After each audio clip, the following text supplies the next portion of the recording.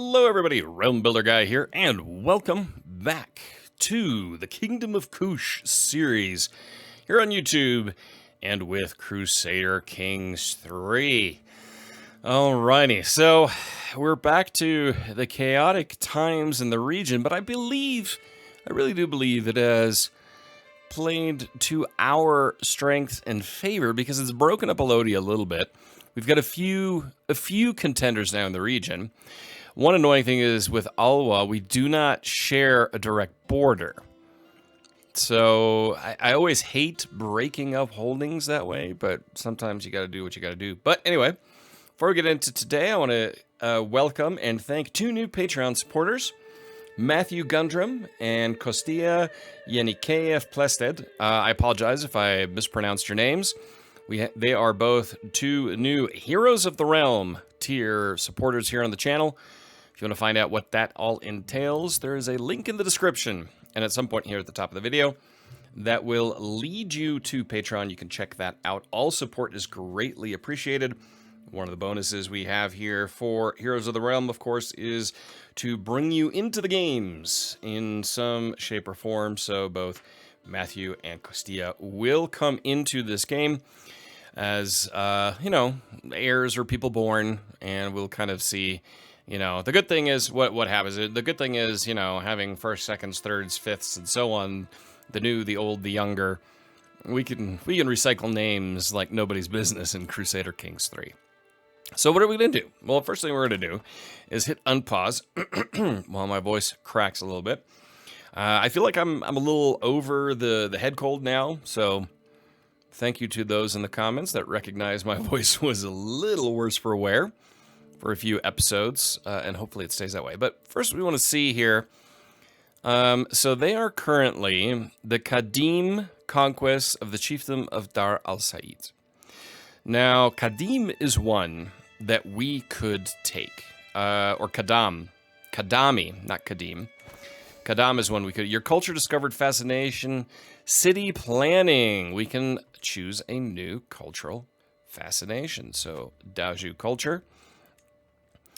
Well, really, the only thing we have left are West African canoes. So, we will do that. What does city planning do? City planning, we can build village centers, shrines, prayer halls, trading outposts. So we've got a few things we can now build as and when we have the financial resources to do so. But it's still going to take a little bit here in the year 1115. I'm going to totally jinx myself now by saying the fact that we've made it pretty soon 50 years, and this is only our second ruler, is, well, it's interesting to say the least. But we'll see how it goes and if he sticks around. Now, I have had some requests for taking a look at the children, so let's do that right now. Kimzir is actually great-granddaughter and player heir, which is kind of interesting. She is currently imprisoned. She is 7 years old, and for a 7-year-old, not too bad. The main children, of course, she is the daughter of Gague, who was she a daughter? Wait a minute. Who is your parent? Kithuf, that's right. Kithuf was next in line, so it kind of goes down there. We've got Gague, we've got John. Grim is still trucking on. We can see he is melancholic, warlock, drunkard at the age of 38. He's got two children. Both of them are imprisoned. He's okay. He's okay. Then Nazir Hunter of Kassala. Of course, he died. Then we have Bear bint Ibedu, who is also currently imprisoned. And then finally, we have Buk bint Ibedu, who she's 10, got a 7 on learning and an 8 on intrigue. For a 7-year-old, that's not bad. She is rowdy and cynical. Could make for an interesting one. Whereas Kimzir, she is only curious so far. So she's a compassionate gambler, apparently. So we'll see where things move going forward. Right now, as far as our levies go, I mean, total military, we can get up to 1,700. So we'll kind of see how the Alodians and the Kadamis fare. Alodia knocking back Kadam might not be too bad. I'd be okay with kind of taking that and just having a uniform border over this way. But of course, our main goal is to see what we can do with Alwa. And Alwa is one we could declare on for the entire duchy. We could run them over relatively quickly. Now, there was an option here to buy the claim. Gets an unpressed claim on the High Chiefdom of Alwa. We don't really need that. Not even a little bit. You know, we can just conquer outright because, of course, tribal and all that good stuff. We have too few champions. We are not going to create the Duchy of Kordofan because that will obviously split the realm even further. Hasabala. Let's recruit him to court. So, do we have too few champions? Still. Let's see, we need one more. And Pen. We'll recruit Pen. It's cheap. And now we have 10 out of 10. Let's look at Hasabala. He is a legendary blade master, a flexible leader, a misguided warrior. I mean, his martial skill is not great, but he's got 26 prowess. So he'd be pretty formidable on the battlefield. Let's see, we could put our wife in there. I don't really want to do that. But so far, so good. We are cracking along. So, Aruzi, Chiefdom of Aruzi, has a claim on Gamo. Chiefdom of Aruzi. Okay. We are first in line. Our heir is first in line to inherit. I have a bunch of claims, but I'm not too worried about that. We've got a lot of people we can declare war on. We're not going to do that right now. But Alwa would definitely serve our purpose in terms of expanding into this region. Shovak, they're a little bit too powerful. Kassala, we could take them on. The Eastern Desert, they've got a lot of allies, so that's a problem. Alliance invalid with Maj of Kordofan. Neighbors' war is resolved, and Kadam has expanded now to take over there, and that is a very clear threat to our border, and that is part of the territory we want. So taking on Kadam is something that I believe we should do relatively soon. And then also we've kind of circled in Alodia. Alodia right now, militarily, where would we sit here? If we declare a war, that would be 2,500. That would be far, far too powerful right now. Right now, the only alliance we have is with Dar al-Ri, and that's a vassal of ours, so that really doesn't help us much. So we should see if there's anybody else we could possibly ally with. Maybe our grandson has been released. We will accept, get her released as well. Maybe Otman Ibn Kurb of Besharin could be a good ally for us. Or Akib Ibn Kurb. Let's see real quick. Let me see if there are any alliances that could be formed.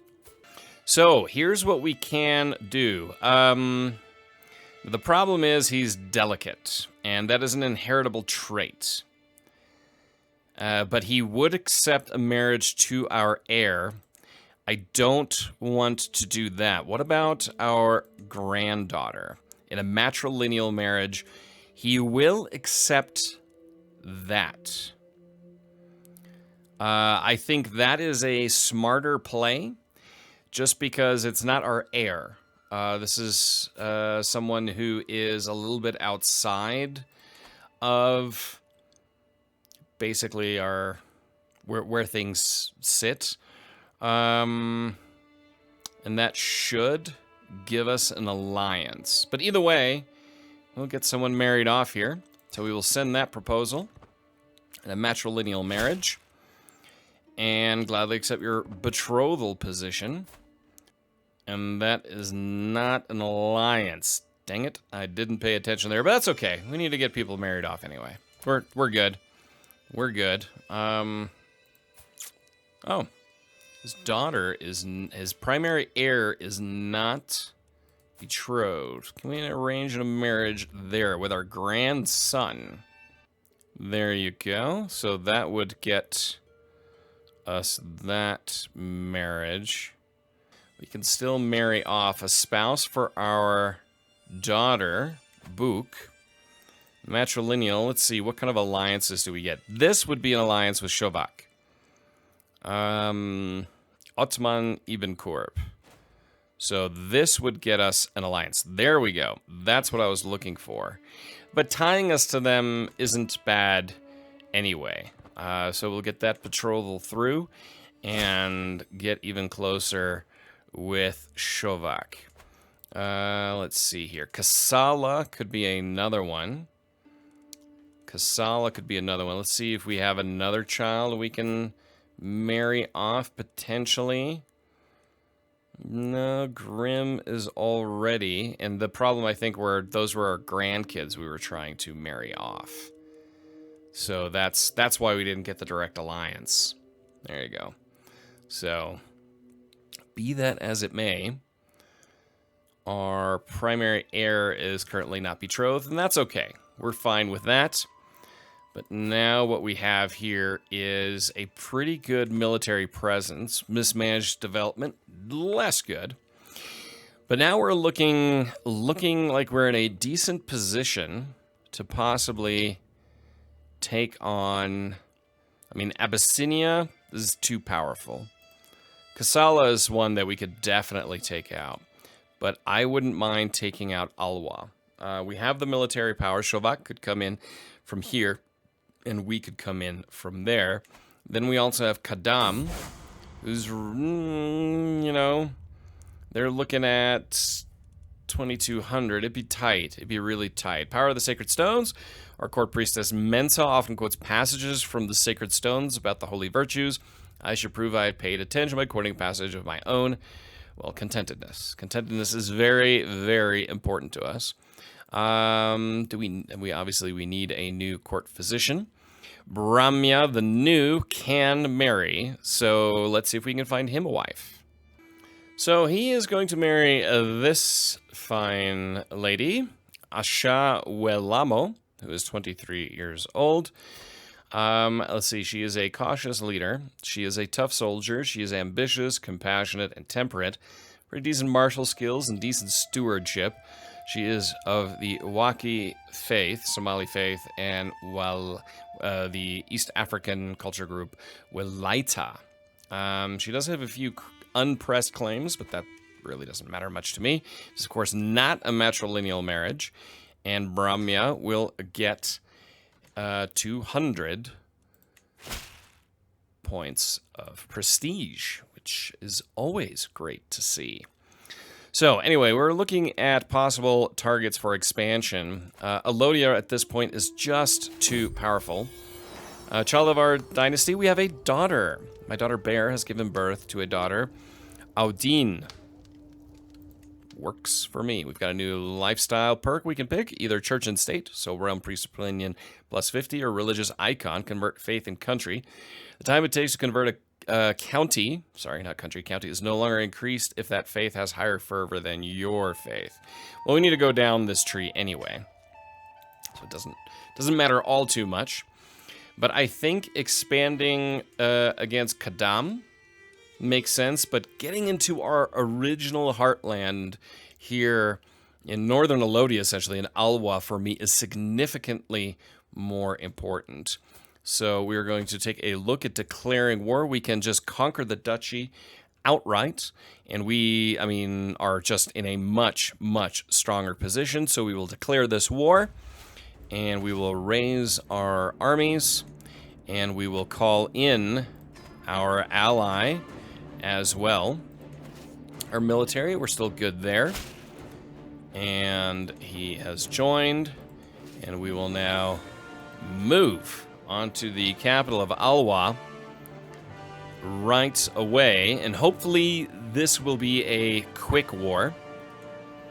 You can see there are 2,000 troops moving down south here. These are the Raiders of Shavak, so they're coming back home first, bringing their loot home, and then ideally they're turning right around and coming to aid us in our conquest. It looks like that's what's going to happen. And the enemy has fled into the mountains of Naga. Do we want to take them on in the mountains? I'm going to say no right now. Let's have them sit there, because they will get that bonus if we attack them in the mountains at this point. Just going to wait for the first army of Shavak, our allies, to show up and help us in the siege. Or maybe they'll go after the Soba army in the mountains of Naga. So our allies are engaging in a battle, the Battle of Naga, in the mountains. So they came all the way around here, and that is fantastic. Our valiant soldier has managed to wound the enemy champion Thediosi, and they are going to win that battle pretty decisively. Victory for our side, huge victory, and they're going to start that siege. And now they are going to have to flee and regroup, and our siege of their capital will be done here in 40-something days. All right, they're re-engaging there, but we took the foe, the High Chieftain, prisoner. So, let's see, what kind of money could we get for that? 100. We'll ransom him out and enforce the demands here as well. Well, of course, by letting him out, we dropped in war score, and that was stupid. There's going to be another victory here up north. I mean, it's just a matter of time, really. I mean, we gained 100 gold, which was huge. We can just move in here and help them out in their siege. It looks like that army is coming back for more.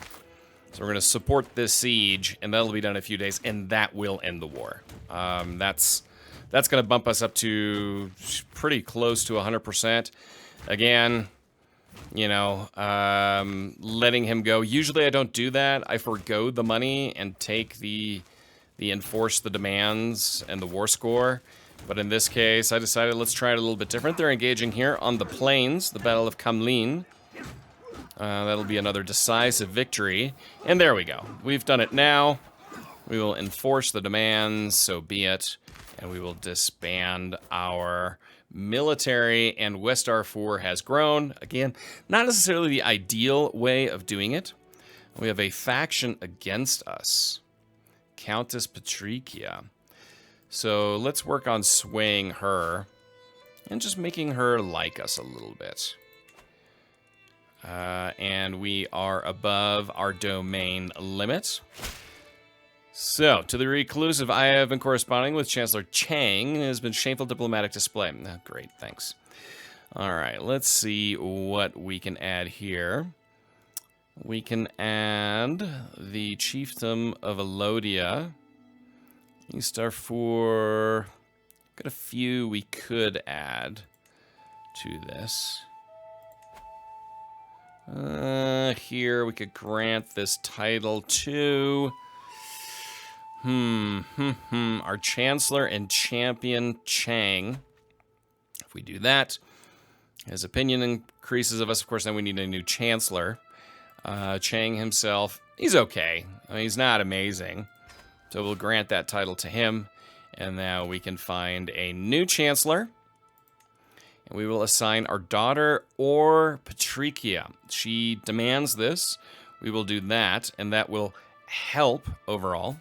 We will also send her a gift of 100 gold to gain 7 opinion. That seems a little steep. We're just gonna keep on working on her. In the meantime, we have now expanded very nicely. I'm very happy about that. And we have now carved out some land within Alodia itself. All right, so now we can move to Tribal Authority 3. So So direct vassal opinion drops by 10. Titles can be revoked. Vassals can be retracted. Characters can be imprisoned, as well as tribal rulers and with non-tribal leaders may settle, becoming feudal or clan. So we will pass that law. And we cannot change the law because we are not feudal as of yet. All right. Well, so be it. So to adopt the feudal ways, we need absolute tribal authority, and Kushitism is an organized faith. That is not yet established. So we would need to organize the faith and have absolute tribal authority to be able to do that. And I feel like we need to move into that direction. So let's look here and see what we can do. So to be able to reform the Kushite faith and make it organized, well, one, we're missing almost 2,000 in piety. And we need at least three Kushitism holy sites. So we are still a very, very, very long way away from doing anything here. So Maranya is one option here for our physician, and we will hire her for 25 gold. So to become feudal, we first need to reform our faith. And to be able to reform our faith, well, we need the holy sites. Alodia is currently raiding us. So let's raise our armies and see if we can get over there to cut off that force before they get back home and engage them in a battle. Of course, I hit pause and head in there. I don't want the Alodians to get there in time. It looks like we're going to have a battle, potential battle in 36 days. They're defending a river crossing, a better army commander. We're higher quality with more men-at-arms, and they're going to stay there and raid. So I want to make sure we don't lose that development in that county. So this is going to be really tight to see if we get there in time to engage them and knock them back. Of course, we're not going to lose a war because of this. But it would be nice if we stop them from getting their money and going back home. Our champion, Brahmya the New, was slain.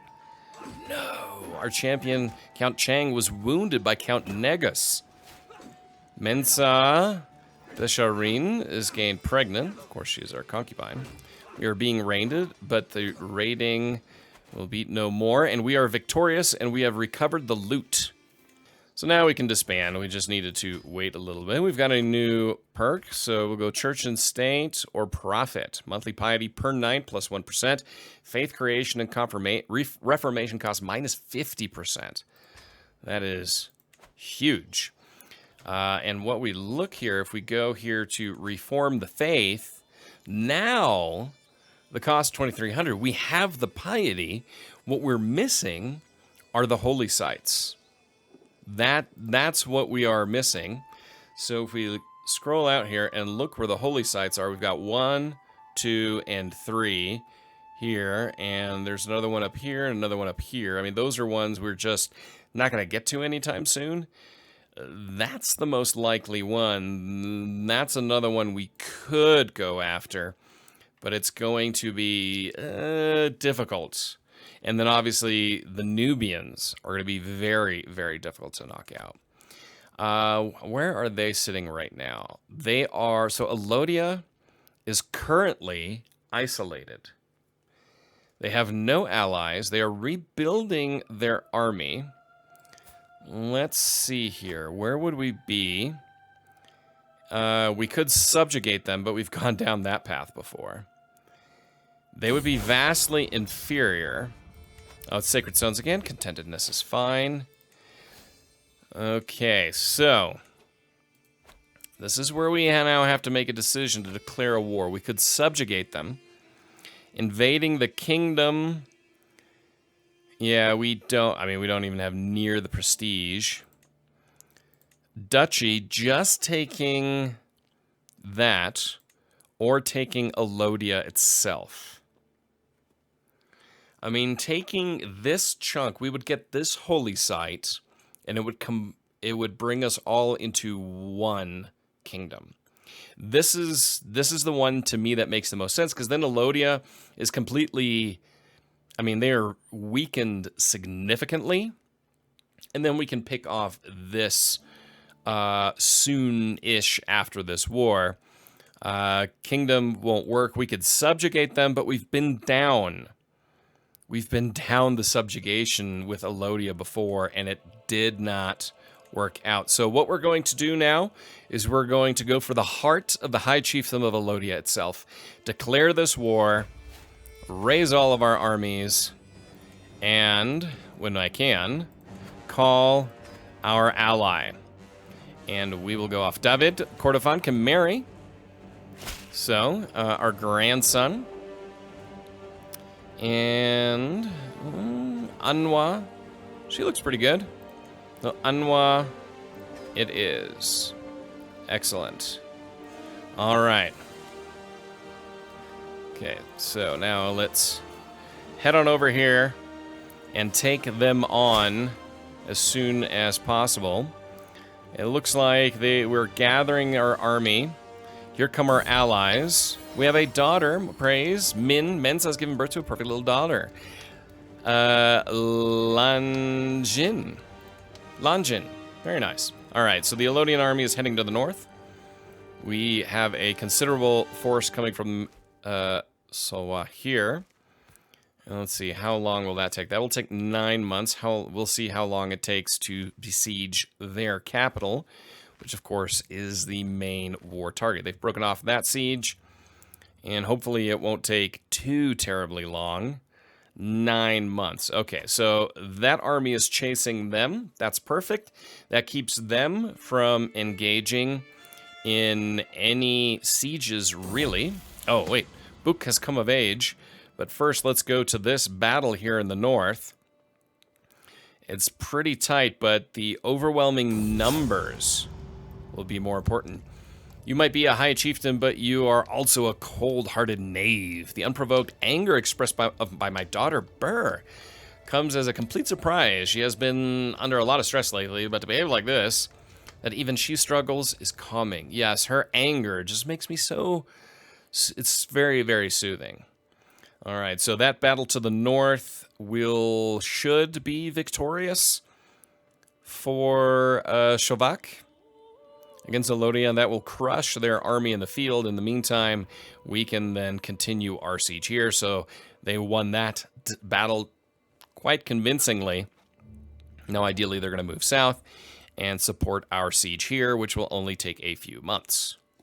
All right, so the Alodian army has reformed, and Shovak, they're going right after them. They're gonna beat them up in the field before they even get anywhere. And we are going to win the siege in the meantime, which will be huge.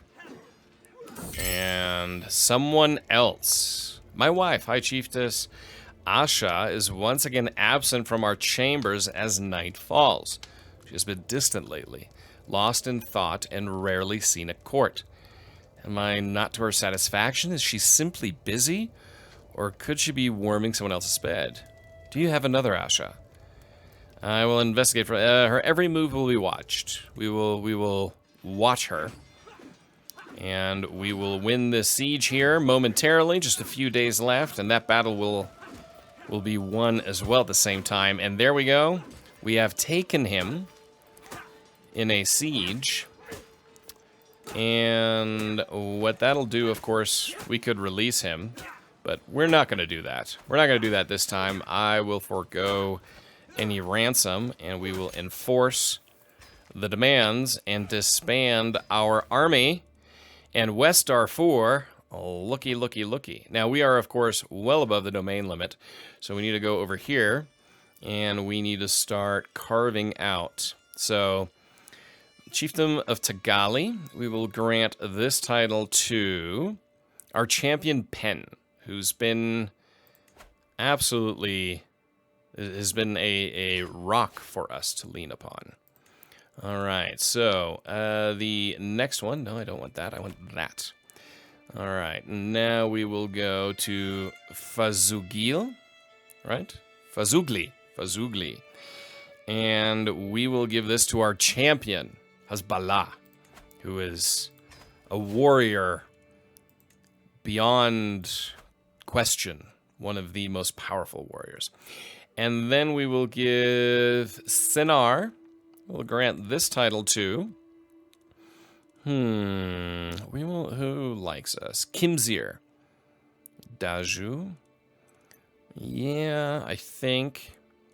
We're not going to give it to any of our kids. I think, or Gosgod, it's been pretty good. Kimzir. I'm going to give it to Kimzir. And we are now underneath our domain limit. And look at that. West Darfur has pretty much eaten up Alodia. They've broken up now. You have Welek down here, Damot over here, and then Alodia here. Now, of course, Alodia, we can't declare war on them. We have a truce for 5 years, but that'll be an easy-ish one to take after a while. Abyssinia has eaten up the lands here. So Weleg is something we could go after. We have a dangerous faction, an independence faction with 1 member, and then we have want independence, 2 members. Countess Asli. So no, we're not going to try to do that. Instead, what we're going to try to do is, do we try to murder her? I think we will start the screen to kill her, even though she looks pretty formidable. Know thyself, close to it. I can feel it in my very bones. Wepwawit will come for me soon. Like an old friend, he is patiently waiting. I will be dead within a year. Wow. Okay. I feel like we can push it a little bit further and see if Ibidus at 71, who I really underestimated when he took over for his father, Gelgel, has grown the might of West Darfur. The problem, of course, is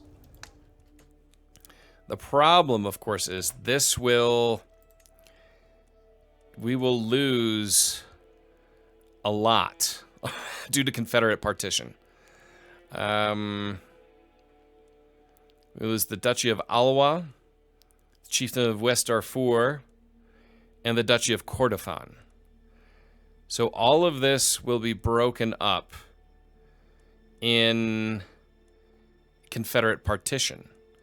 The problem is we can't change anything because we are not feudal or clan government.